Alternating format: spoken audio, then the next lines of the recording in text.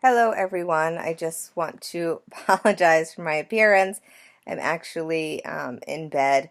I had a horrific migraine last night, and unfortunately, when I have a really bad migraine, sometimes the day after, I still have like a mild headache and still feel kind of nauseous. So I do apologize for my background and my appearance. So this week, I guess I just wanted to share. Um, uh, Great moment that I had at work this week. So not necessarily a specific topic. So yesterday I was hanging out a lot on the secured dementia unit, which I've spoken about before and have said that it's definitely one of my favorite units to be on.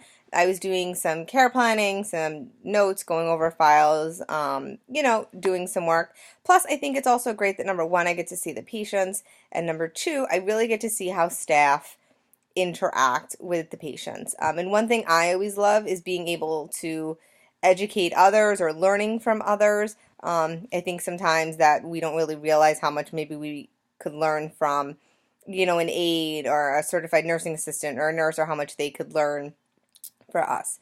So we have this one patient. She's female. Um, and she's very territorial. So a couple of years ago, she was on really heavy drugs, but unfortunately, the family didn't like it because she, wouldn't speak. She was kind of like a vegetable and very out of it. So they've slowly weaned her off medication, and I'm not 100% sure. I think she's on kind of a low dose of Celexa. I could be wrong, but I'm pretty sure it is Celexa. So we have what we call clusters. So typically they are um, there's like four rooms, and then there's a little area that they keep a couch and a TV. Well, this patient becomes very territorial. She thinks this is her house. She owns it. She can kick people out. She pays the bills. She can also become quite violent. So there's been times she's smacked aides, hits aides, kicks other patients. We got a new male patient that is in the cluster, and she goes in, she packs up the stuff, she puts it in boxes, she unplugs different things. She opens, the closet. When the patient was in there one night, she had snuck in because her room is right next door, and she had unplugged his oxygen. So there are a variety of safety reasons of, we kind of have to control what's going on with this patient. And the bad thing is that when she's going into the other patients' rooms in her cluster, she's getting skin tear. So I don't know if you've ever seen with the elderly, their skin becomes very thin and they could, knock it on a door, and where we may have a tiny little scratch or even a bruise, she, her arms get totally bruised and totally cut. So one of the aides, and I know what everybody's going to say, is he shouldn't have had it on him, but had his cell phone in his pocket.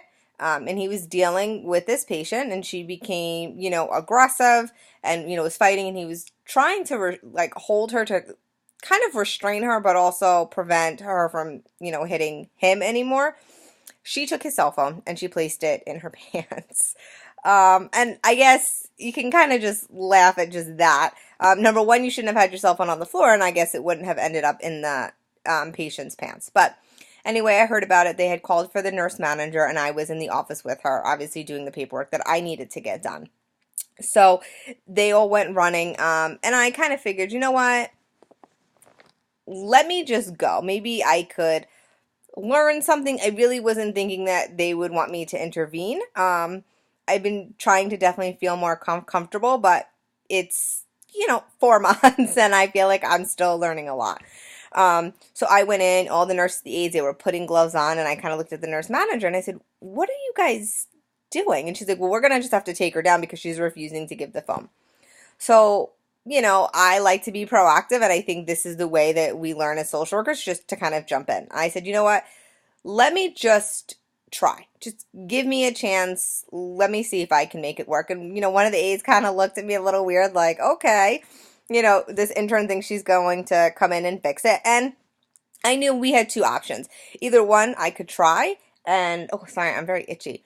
one, I could try and it would work and she would give me the phone, or two, it wouldn't work and they would have to, basically take her down to retrieve the phone, which I think is really the last resort. It gets them more anxious, it gets them more upset, more agitated, more violent. So I was really trying not to do that. So the nurse manager, oh, excuse me, sorry. The nurse manager took her took all the staff out. They were out waiting in the hallway, but I could see that they were like peeking in. Now, I have my one resident who is becoming very agitated, who we're trying to get the phone from. I also have another patient sitting next to her who's also agitated. So I was like, all right, this is going to go one of two ways. I'm going to try and it's going to work, or they both could come at me and we can have some issues, but I'll give it a go. So I kind of went in and I was, very calm, very soft-spoken, and I kind of said, like, what's going on? And she said, him, and he's hurting me, and she's showing me, like, a bruise on her neck and a bruise on her arms. Now, I know where these bruises come from, which is what I said before, is when she's going into patient's room, she's knocking. And she said, I don't want him, and I want him out of my house, and this is, this can't be, and something needs to be done. And I said, I get it. I said, I want to make a report. I want to do everything to make sure that you stay safe, and really made her feel like I was caring about what was going on and wanted to fix it for her. I asked once for the phone. She said no, so we continued. I said, okay, well, tell me exactly what happened, what I need to report. She said, okay. So I said, do you think you could give me the phone? I want to lock it up. I want to make sure, I report it. I need to show it to, my boss so this doesn't happen. Sure enough, she took it out of her pants and she gave it to me. I said, thank you very much. I appreciate it. Told her I was going to go, write it all down. I went back and sat in the office. Not even 5 minutes later, everybody was like, oh, you did such a great job. And I said, I felt like a social worker. And I think it's really important when we have these moments where we can really engage with not only the staff, but our patients and clients. And you truly feel like as a social worker, you really helped. I felt really good. And I felt like I was on cloud nine. But I guess where maybe I would see what you guys have to say is the second part of this. And I apologize that the video was long tonight. But I was back in the office, and within 5 minutes, she came in and she said, my attorney needs to speak to you. And I was like, okay. And I, went. And I said, oh, okay. I said, where is he? Now, I guess in my mind, I thought she was going to reenact the part of the lawyer. But she pointed to the TV and she said, well, he's right there. You don't see him? And I was like, I didn't know, whether number one, to tell her like, okay, this is actually television. This is not an attorney, or two, to kind of play along. At that moment, I decided to play along because I felt like if I tried to argue with her, she could become more agitated and aggressive. And I didn't want that. I was trying to calm her down. So I basically looked at the TV and said, I've spoken with, this patient, and this is what I'm going to do. These are my next steps. And, I looked at her and I said, okay, I said, I think he has all the information that, he needs. And, she looked at me and she said, well, you can go now and get out. I said, okay. And I did. And, about an hour later, I went back in and checked on her and she was fine sitting watching TV. So I just wanted to share my kind of, not aha moment, but a moment where I truly felt like a social worker. And I guess I just wanted to see if you guys would have handled that situation that I dealt with any differently, or if you have any tidbits or advice that I could maybe use in the future. Thanks, guys. I apologize this video was so long. Have a nice night.